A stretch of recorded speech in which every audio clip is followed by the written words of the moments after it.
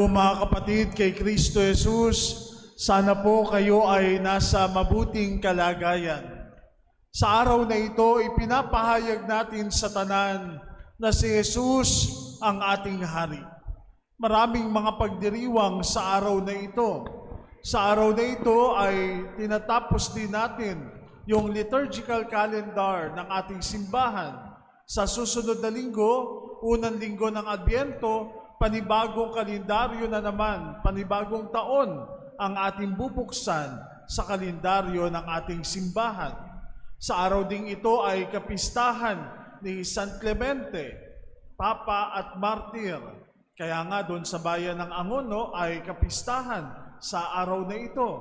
Sa lahat ng mga simbahan, ipinagdiriwang din natin ngayon ang Kristong Hari.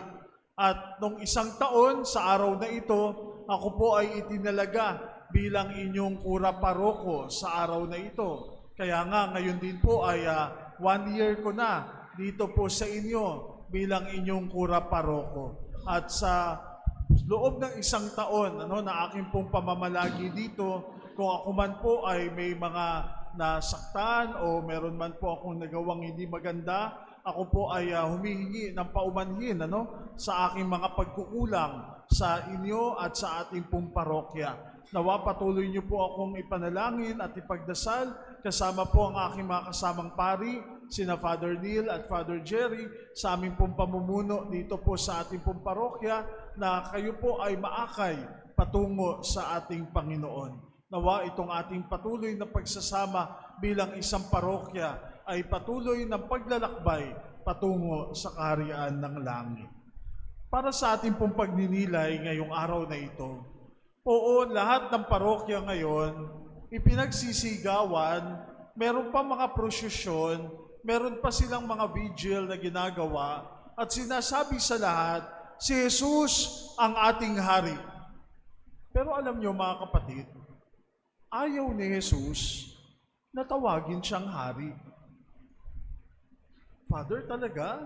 Bakit meron tayong pagdiriwang ngayon ng Christ the King? Kung ayaw pala ni Jesus na tawagin siya bilang hari. Tama po ang inyong narinig. Ayaw ni Jesus na tawagin siyang hari. Bakit? Sapagkat iba ang konsepto natin ng pagiging isang hari. Kung ang konsepto natin ng pagiging isang hari ay yung isang tao na nasa palasyo, yung isang tao na marangya ang kanyang kasuotan, yung isang tao na marangya yung kanyang pamumuhay, yung isang tao na pinagpupugayan ng lahat, yung isang tao na may korona na ginto, yung isang tao na may setro na ginto, yung isang tao na maraming kawal at maraming hukbo. Hindi ganon ang uri ng pagkahari ng ating Panginoong Hesukristo. Kaya nga, kung ang ating konsepto ng pagiging isang hari ay yung hari dito sa mundo, ayaw ni Jesus na patawag siya na isang hari. Ano nga ba ang pagkahari ng ating Panginoon?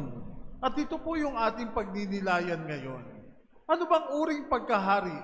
Anong klaseng pagkahari ang ibinibigay sa atin ng ating Panginoong Hesukristo? At tawa ay atin ding isabuhay. Kung titingnan po natin mga kapatid, maraming mga tema ang maaari nating pagnilayan sa araw na ito bilang hari ang ating Panginoon sa ating buhay, sa sambayanan, sa sanlibutan. Pero isang salita ang nais ko pong bigyan ng pansin at palalimin bilang ating pagninilay. At ano po yun? Presence. Presence. Na ang pagkahari ng ating Panginoon ay yung kanyang presensya. Hindi siya malayo, hindi siya tinatanaw lamang, hindi siya iba.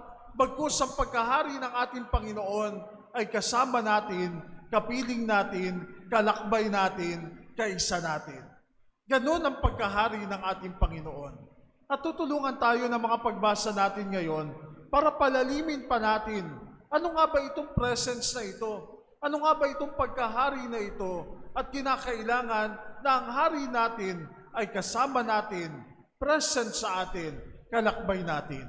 Sa ating unang pagbasa ngayon, narinig natin na meron silang pinipiling hari. Noong panahon na kung saan sa lumang tipan, ang mga tao ay namimili, sino ba ang gagawin nating hari? Malamang kung kayo po ang papapiliin ko, ano ba yung mga qualifications ng isang hari? Malamang sasabihin natin, ang gusto kong hari ay yung tindig pa lang ay kaya na tayong ipagtanggol. Yung isang hari na kung saan mataas, makapangyarihan, malakas, at kayang-kaya tayong ipagtanggol. Ganon yung pamantayan ng mundo. Pero narinig natin sa ating unang pagbasa ngayon, pumipili sila ng hari. At sino ang pinili nila? Sino ang pinili ng Diyos para sa kanila? Si David, isang pastol. Si David, isang bata. Si David, nagpapastol sa mga tupa. Tila baga sa pamantayan ng mundo, hindi nila pipiliin si David. Tagabantay lang yan ng tupa Taga-alaga lang yan ng hayop Bakit gagawin nating hari?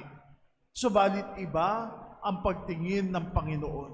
Hindi siya tumitingin sa panlabas na anyo, bagkus ang tingin ng Panginoon ay ang puso, ang kalooban ng isang tao. Kaya nga nakita niya ang puso ng isang pastol. Nakita niya na ang pastol na ito, ganung uri ng pagkahari ang nais ng Diyos na ipakita sa atin. Na ang pastol na ito ay kasama ng kanyang mga tupa. Ang pastol na ito, kaamoy ng kanyang mga tupa. Ang pastol na ito, kalakbay ng kanyang mga tupa. Presence. Hindi po siya absent. Hindi po siya wala.